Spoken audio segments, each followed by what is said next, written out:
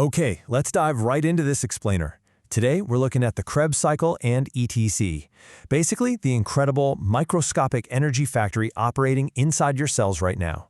If you've ever wondered how the food you eat actually translates into the energy you use to think, run, or, just stay alive, you are in exactly the right place. We are going deep into the biochemical engine of life.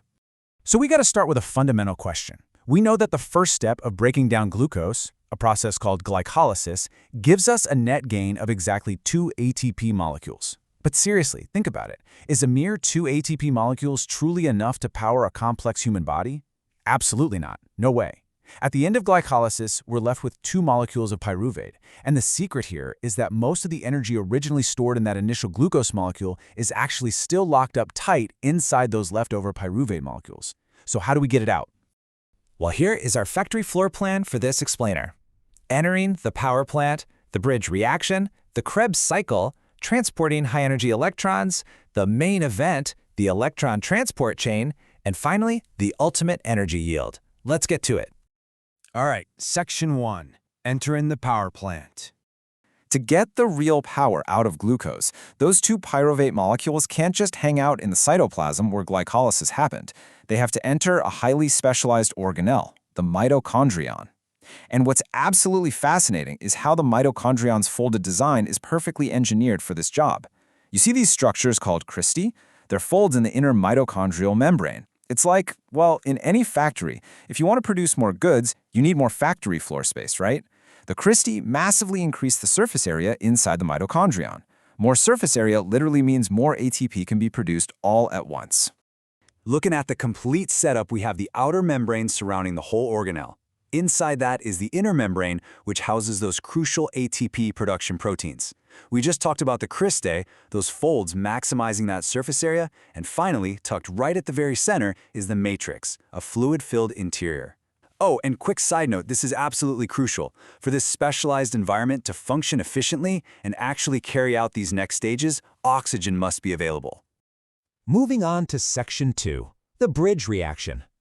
Okay, before the main machinery can start, there is a vital intake protocol. Pyruvate can't just jump into the next cycle as is. It has to be prepped. First step, pyruvate physically enters the mitochondrial matrix. Second, 1 carbon atom gets snipped off, and carbon dioxide is released. And honestly, this is such a cool connection. That carbon dioxide being released right there is the exact same gas you are exhaling with every breath you take. Step 3, a molecule of high-energy NADH is produced. And finally, Step 4, the remaining molecule is converted into acetyl-CoA. Now, because 2 pyruvates entered from our original glucose, this whole bridge reaction happens twice, giving us 2 acetyl-CoAs, 2 carbon dioxides, and 2 NADHs. The cell is officially prepped and ready. Which brings us to Section 3, the Krebs cycle explained. This cycle, you might also know it as the citric acid cycle, takes place entirely within that fluid-filled matrix we identified earlier. When the acetyl-CoA drops into this pathway, a huge cascade of chemical reactions begins. But here's the thing. The cycle's main purpose isn't actually to make huge amounts of ATP right now. Not yet. Instead, it methodically strips fuel from the acetyl-CoA. It gradually extracts energy, step by step, capturing high-energy electrons while tossing the remaining carbon atoms out as carbon dioxide. The crucial takeaway here is the output. Check this out. For every single glucose molecule, meaning the cycle has spun twice, we only get a measly 2 ATP, just 2.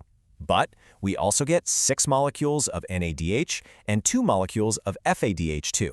Basically, the Krebs cycle has successfully loaded up a massive fleet of 8 electron carriers. And notice those 4 carbon dioxide molecules? Combined with the 2 from the bridge reaction, all 6 carbon atoms from your original glucose have now been completely dismantled and prepped for you to exhale. Let's check out Section 4, transporting high-energy electrons. So now we have all this extracted fuel. How do we handle this volatile cargo? We just mentioned NADH and FADH2. These are electron carriers. Think of them as highly specialized microscopic delivery trucks.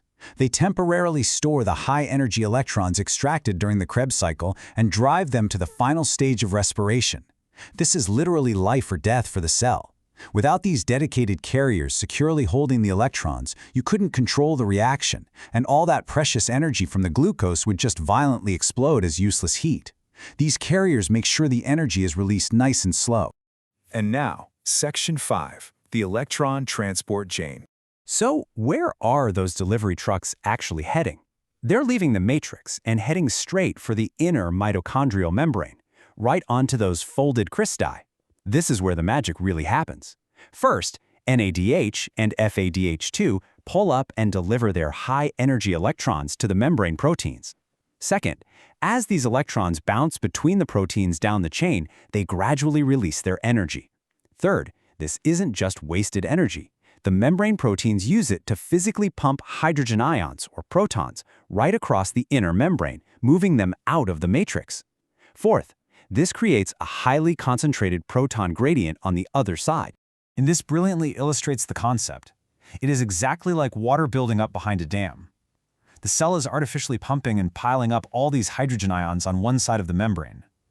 Because they are so incredibly crowded, they naturally want to flow back in to balance things out. By keeping them separated like this, the cell has created a massive reservoir of stored potential energy.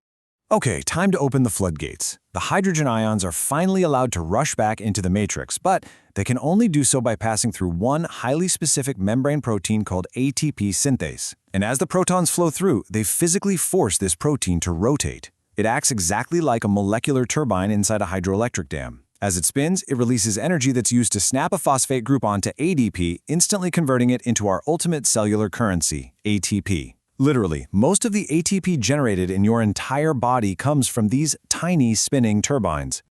And this perfectly explains why we breathe. Think about what happens at the end of that chain of proteins.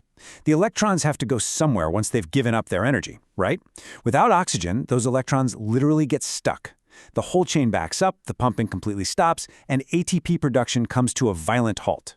Bad news. But with oxygen, the system flows perfectly. Oxygen acts as the final catcher at the bottom of the chain. It accepts those spent electrons, grabs a couple of those flowing hydrogen ions, and safely forms a byproduct you know very well, water, H2O. You are inhaling oxygen right now specifically to keep this microscopic traffic flowing. Finally, Section 6, the ultimate energy yield. All right, let's tally up the incredible results of this cellular power plant. 32 to 34. That is the staggering amount of ATP generated by the electron transport chain alone for every single molecule of glucose. When you put it all side by side, the difference is night and day. Glycolysis gave us a net of 2. The Krebs cycle gave us 2. But the electron transport chain, it blasts out up to 34 ATP. Over 85% of all your cellular energy comes strictly from this final oxygen-dependent stage. To pull it all together, here is your comprehensive summary of aerobic respiration. Glycolysis in the cytoplasm kicked it off, giving us our pyruvates and a little ATP. The Krebs cycle, inside the mitochondrial matrix, tore that pyruvate apart to load up our electron delivery trucks, NADH and FADH2, while releasing CO2. And finally, the star of the show, the electron transport chain on the inner membrane, cashed in those electrons, used oxygen to keep the line moving, created water, and spun out that massive payload of 32 to 34 ATP. Those early stages basically just exist to prep the electron fuel required for the ETC's massive payout. Which kind of leaves us with one final thought. You know, biochemistry can feel a bit abstract sometimes.